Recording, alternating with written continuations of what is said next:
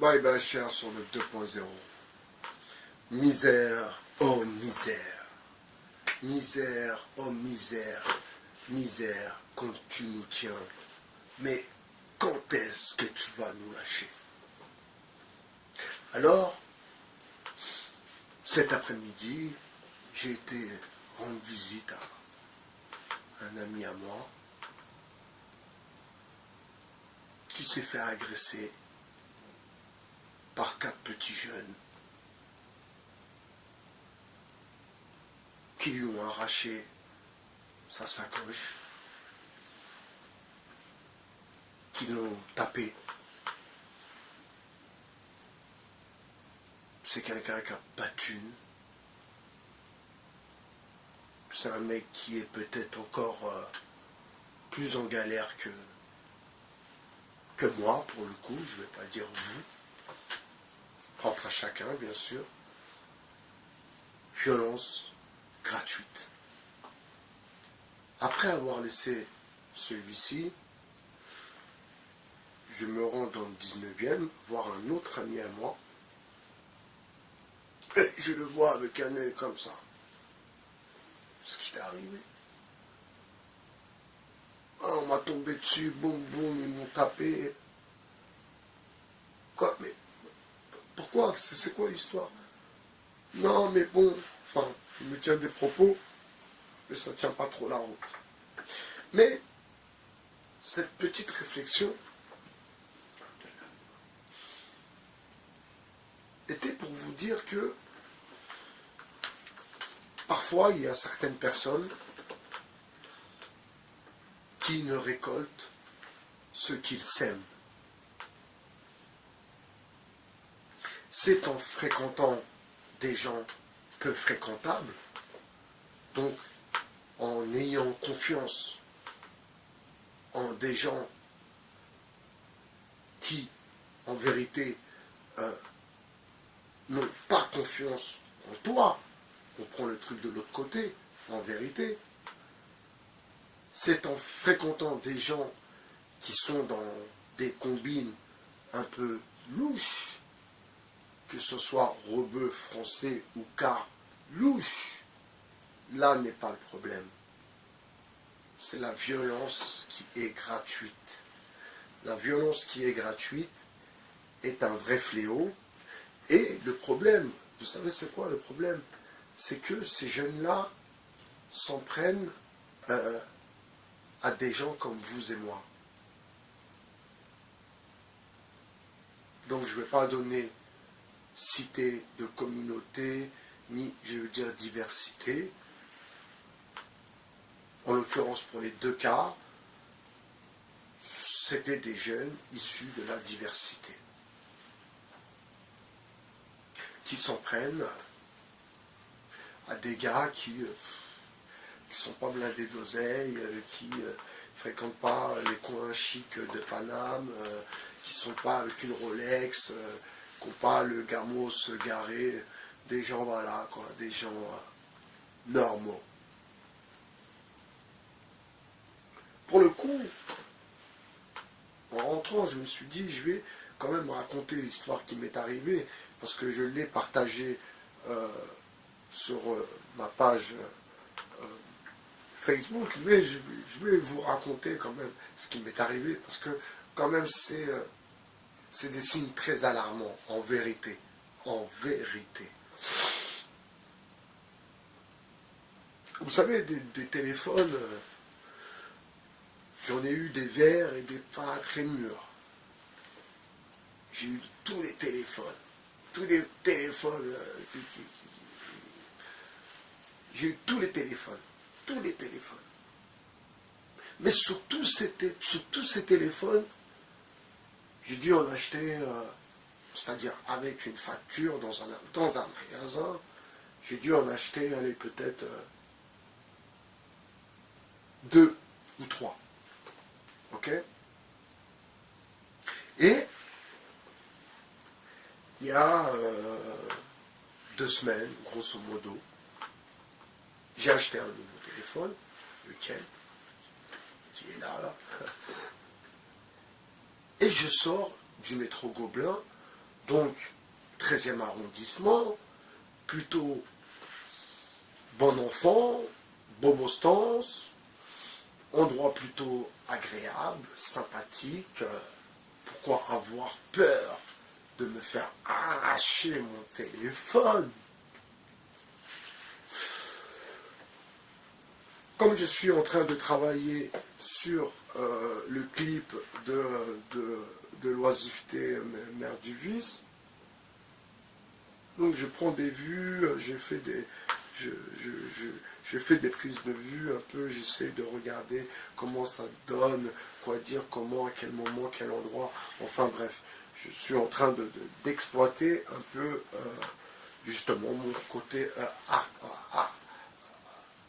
artiste artisanal. Et j'étais dans une petite rue derrière les Gobelins, petite rue un peu sombre que j'emprunte depuis maintenant au moins 2 ans pour rentrer chez moi. Et j'ai le téléphone dans la main comme ça et je me filme comme ça. Vous voyez les petites vidéos parfois que je fais pour m'amuser, c'est pas pour bling blinguer, ou bien c'est juste comme ça pour voir ce que ça donne et comment on pourrait travailler le truc. Enfin, bref. Terminer l'histoire. Donc j'ai le téléphone comme ça, je marche, hop, et d'un coup,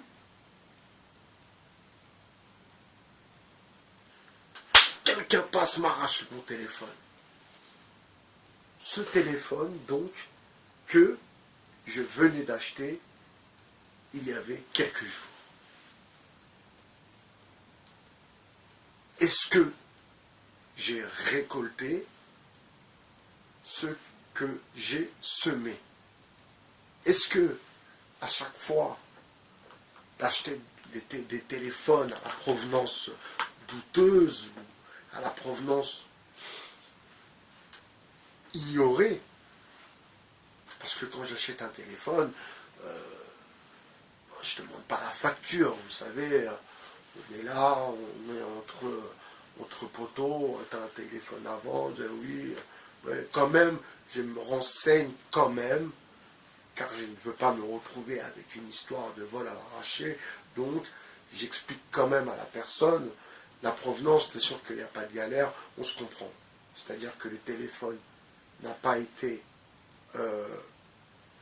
dans une équipe, première des choses, que le téléphone n'a pas été dans une équipe, c'est-à-dire n'a pas été dans les mains de certains individus, premièrement. Deuxièmement, que le téléphone n'est pas un téléphone qui a été volé à l'arraché, ça me rappelle des souvenirs.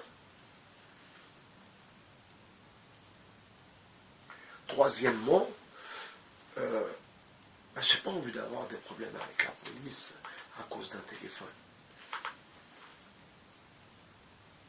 Donc le garçon court, m'arrache mon téléphone, pouf, il part en balle. Mais ce jeune homme ne savait pas que derrière lui, il y a un homme qui court peut-être plus vite que lui. Alors qu'est-ce qui s'est passé? Et l'erreur que j'ai faite, parce que j'avais mon petit sac, l'erreur que j'ai faite, et ça c'était ça ma plus grosse erreur, parce que dans son sac, dans ce sac, il y avait des choses très importantes, et des choses qui auraient pu aussi m'emmener dans le fond encore plus de galères. Ça pousse à la réflexion.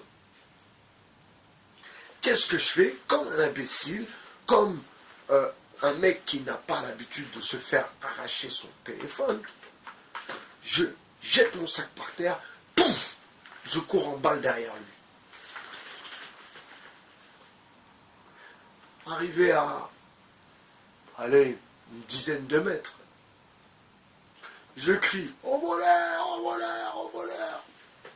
Il a vu que je commençais à la rattraper, il a acheté le téléphone. Heureusement, j'avais acheté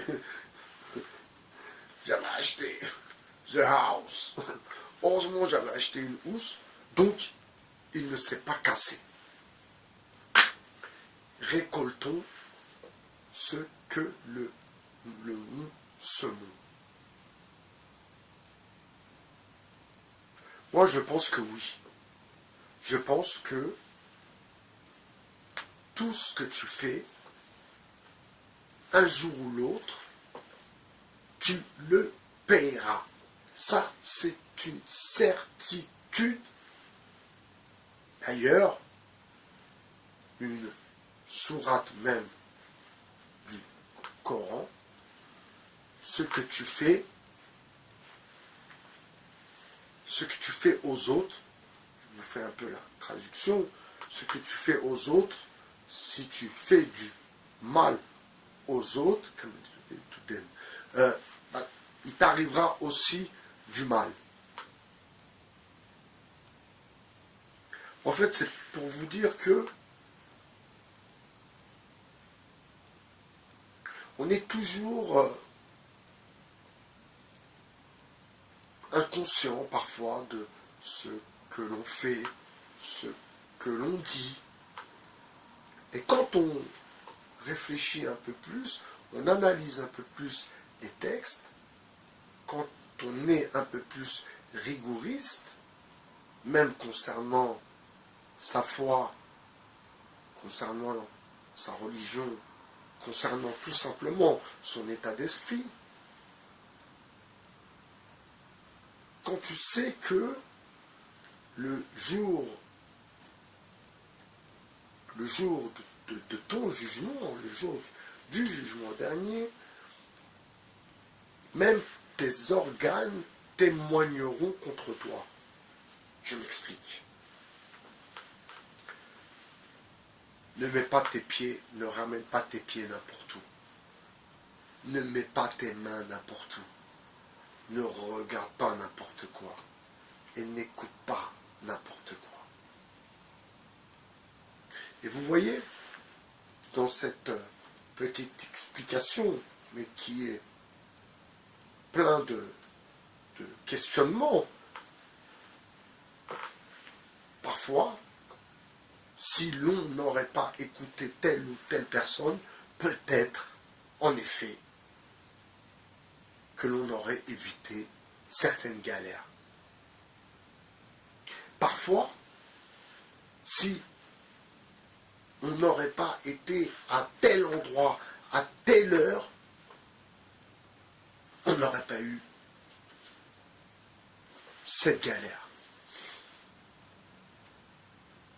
Parfois aussi, on n'aurait pas regardé cette chose qui nous a renvoyé à autre chose.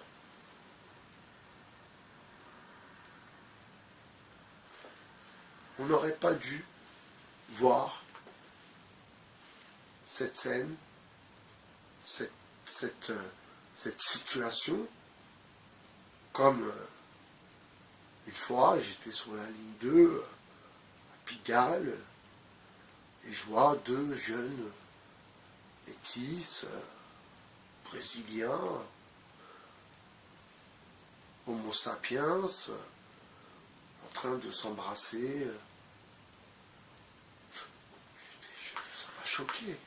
Ça m'a choqué. Pour le coup, est-ce que j'avais le choix de ne pas les regarder? Là intervient la curiosité. Alors, vous savez, c'est dans les actes de tous les jours, dans les moments de tous les jours. Parfois, tu es dans le métro, il y a du monde. Par charité musulmane, tu dis à la personne, asseyez-vous. Non, mais je ne vous ai rien demandé, moi je ne vous ai pas demandé de m'asseoir. Oulala, tu me fais mal à la tête, oulala. Donc j'ai décidé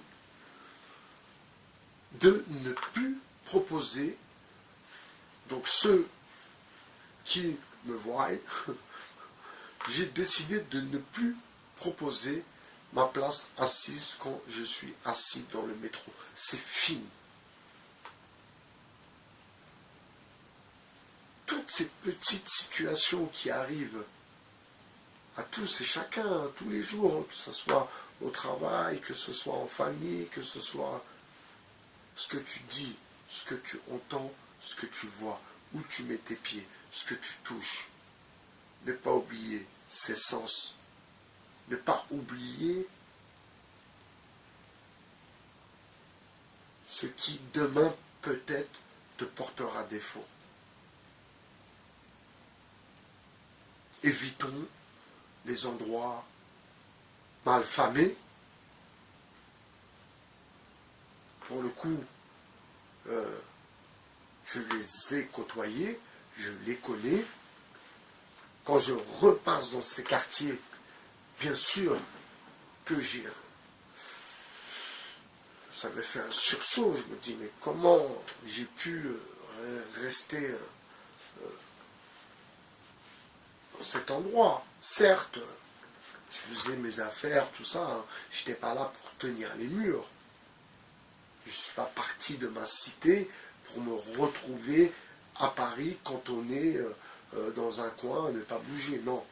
Donc, si j'étais à une période à cet endroit, c'est que je faisais mes affaires.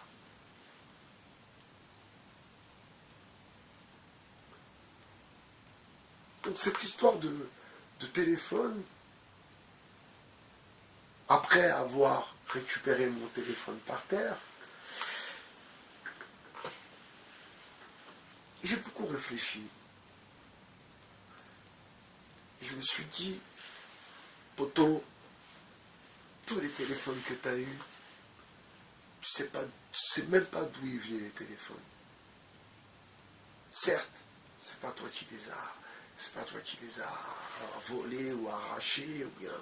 Mais là intervient le receleur et le voleur. Vous savez que le receleur est autant, voire plus, punissable que le voleur. Parce que le receleur est celui qui incite le voleur. D'ailleurs, les receleurs, en l'occurrence ceux qui sont dans ce métier-là, disent à leur poulain, oui, mais si tu peux m'avoir ça, ou m'avoir ça, ou m'avoir ça, au fait, tu te rappelles ce que je t'ai demandé? Et oui, le receleur engraine, en vérité, engraine la personne à commettre des méfaits et à aller voler.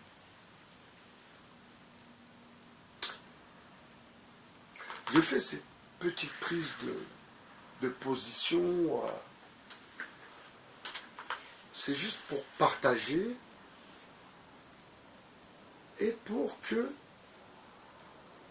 ceux qui pensent que Paris, le 13e, machin, c'est des endroits calmes, tranquilles. Non, c'est pas une histoire de... Non, des problèmes, des galères. Si ça doit t'arriver, ça t'arrivera. Mais, je vais revenir sur cette chose pour clôturer cette vidéo. Dorénavant, et encore plus qu'avant, d'ailleurs chez moi il n'y a rien de volé ou provenant de vol, hein, rien du tout.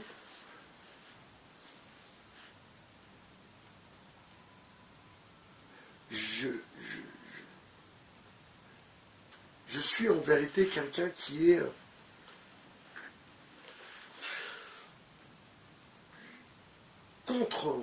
contre le vol en général,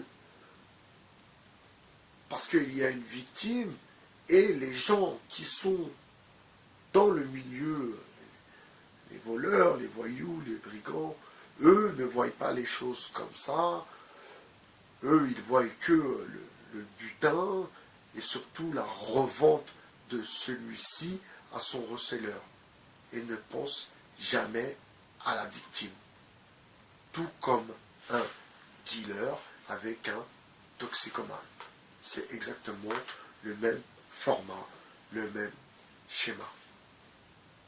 Voilà, alors peut-être que mon histoire de téléphone portable va vous faire sourire, mais c'est une vérité. Ils ont voulu m'arracher, il était tout seul quand même, il a voulu m'arracher mon téléphone. Et mon ami à midi, donc lui, qui se fait casser la tête, vraiment. En plus, ils lui ont même pas pris sa sacoche. Donc ils l'ont tapé gratuitement.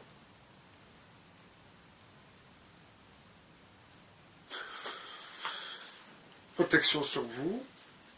Attention à vous. Protégez vos enfants, vos familles, vos épouses. Désolé. C'était Bye Bye Cher sur le 2.0. À très bientôt mes amis. Ciao.